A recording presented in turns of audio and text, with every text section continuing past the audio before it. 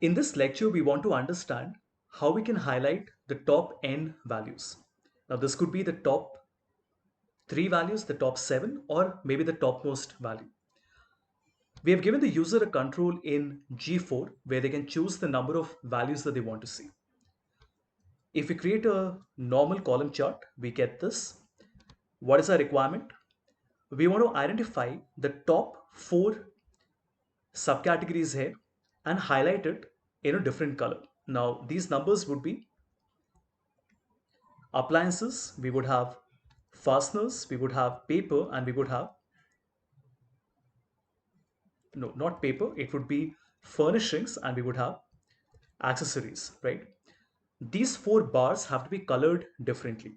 Now, of course, we can do it manually, but like the previous lecture, we want this to happen automatically. Now, this would require a slightly longer formula, but let's take it up as a challenge and learn it. The first thing I want to do is to calculate the rank.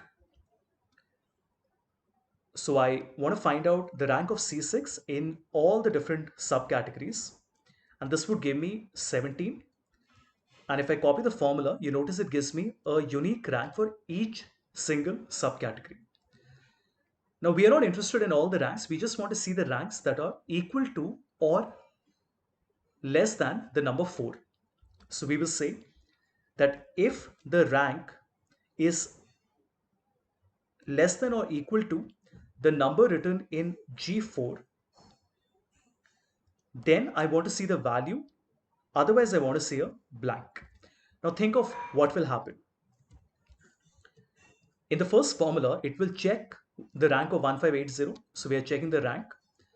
It will check whether that rank is less than or equal to 4. That means, is it in the top 4? If it is in the top 4, then I want to show the number. Otherwise, I want to show a blank.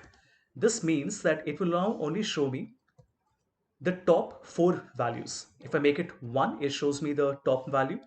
Top 10 will make it the top 10. Very cool, right? Finally, we want to select our chart, expand this to select the top n. Now you notice that there is an additional orange bar, but only for those 4 subcategories that are coming in the top 4. Like we did earlier, we will double click, we will make the series overlap 100%, reduce the gap width, right? And just to make it seem a little more prominent, I'll also put a shape outline.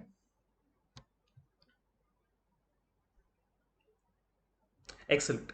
As you can see, the visual is now telling me that these are my top 4 subcategories. If I want to see only the topmost subcategory, we can put 1. If I want to see the top 10, I can put 10. The same idea can be used for the bottom 3. It can be used for the average values, maybe the values that are above or below average. The basic premise, if you look at the previous lecture and this one, is that you have to first write a formula that will separate the results that you are interested in a different column. Once you have 2 columns with you, then you can create a chart and then you can do a series overlap to highlight the values that you want.